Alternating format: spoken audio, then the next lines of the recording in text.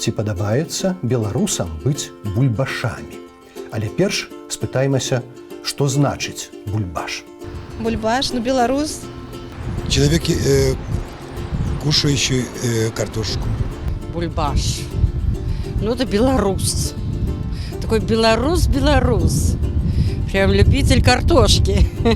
Бульбаш, ну, так называют белорусов жители других стран. Па-навуковаму дакладна.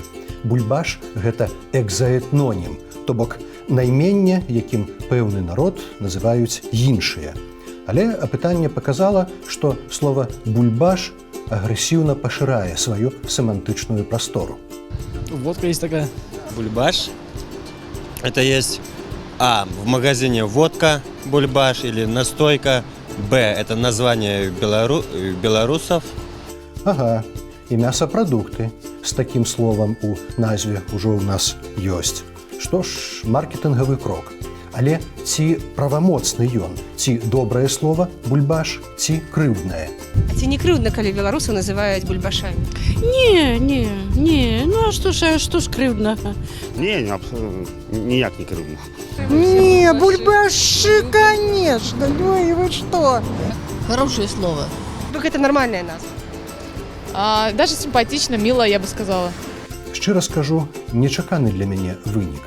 Што ж, паспрабуем завастрыць пытанне, паглядзець на мянушкі народаў як бы іншымі вачыма. А вот жыхароў суседніх краінаў часам называюць лабусы, хахлы. Як вы лічыце, яны крыўдзяцца? Нет, так само не крыдзіцца. Я вельмі часто бываю за рубежом, і ніхто на гэта не крыдзіцца. Если честно, даже не знаю, чего не крыльца.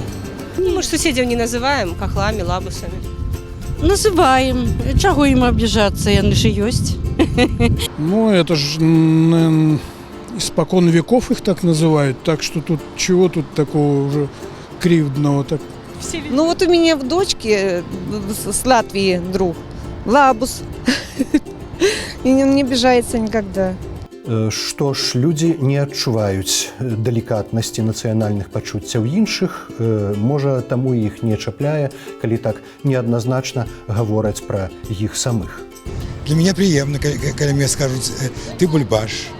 Папраўдзе ж, мянушка лабус для літоўцаў і латышоў крыўдная. Яна не ад слова лабас ці лапс, што азначае добры, а ад іншага абразлівага слова, дарэчы, беларускага. І хахлом сябе украінец з пачуццём нацыянальнай годнасці наўрад ці назаве. Хоць слова гэта даўняе і звязанае з казацтвам.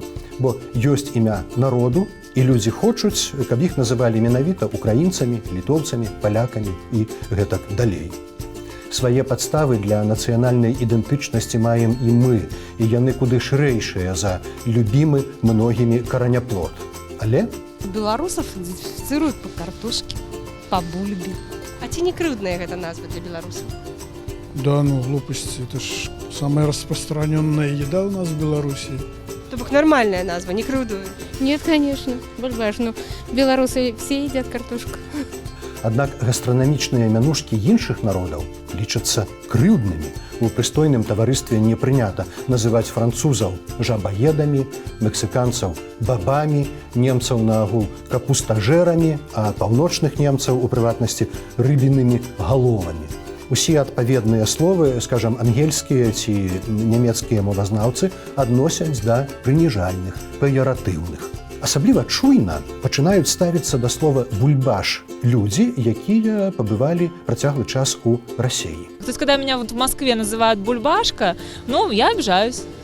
Гэтае слово для абазначэння беларусаў, менавіта беларусаў, расейскага паходжання. Найбольш імаверна, што яно з расейскага крымінальнага арго. Вось словарь тюремна-лагерна-блатнога жаргона. Укладальнікі Балдаяў, Бялко і Ісупаў, 92 год выдання.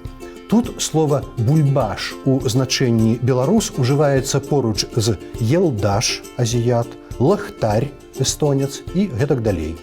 Словаўтваральна яно адной мадэлі з іншымі расейскімі аргатызмамі, тым жа «елдаш», «легаш», легавы альбо міліцыянт, цэлкаш, цэлковы рубль. Таксама таргаш, алкаш. Гэтыя паралелі прыводзіць мовазнаўца Пётр Садоўскі.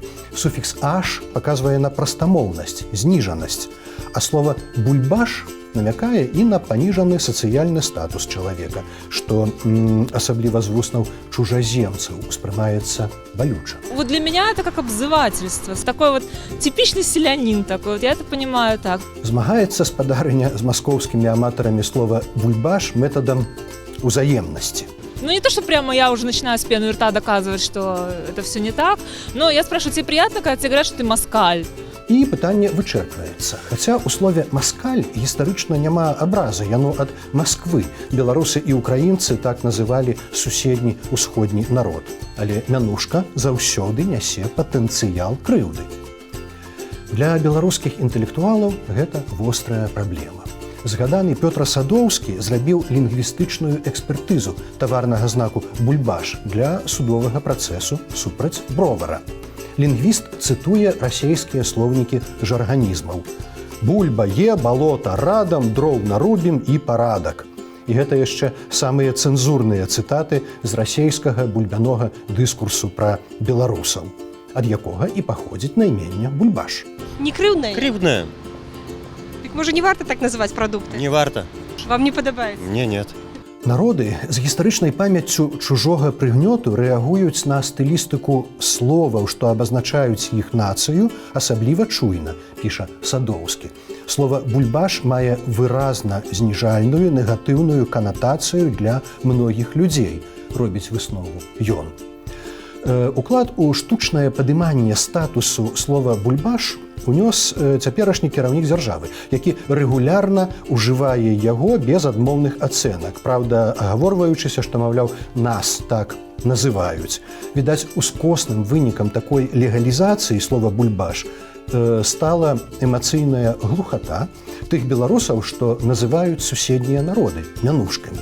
Але калі ваш далікатны суразмоўца, украінец, паляк, літовец, маўчыць ці пасміхаецца ў адказ на хахла, пшэка і лабуса, гэта яшчэ не значыць ягонай згоды. Зрэшты, суразмоўца можа аказацца і недалікатны. Ну, а вось наш пазітыў. А ці чулі вы, каб людзей так называлі? Нет, не чула. Гэтыя дзяўчаты маюць шанец застацца пры перакананні, што мы маем сваё нацыянальнае імя, а не чужую мянушку, пры ўсёй здаровай самаіроніі.